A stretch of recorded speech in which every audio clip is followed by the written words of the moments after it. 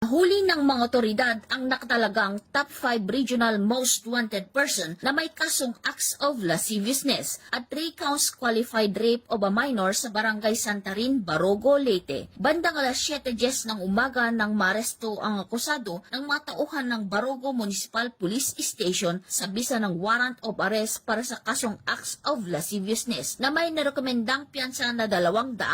piso para sa pansamantalang kalayaan at para sa kasong 3 counts qualified rape of a minor na walang nirekomendang piyansa. Dinala ang akusado sa Barogo Municipal Police Station para sa kakulang dokumentasyon at tamang disposisyon. Patuloy ang ating kapulisan sa pagsasagawa ng mga operasyon upang mahuli ang mga lumalabag sa batas, maihatid ang hustisya sa mga naging biktima at mapanatili ang kaayusan at kaligtasan ng komunidad tungo sa minimithin natin na bagong Pilipinas.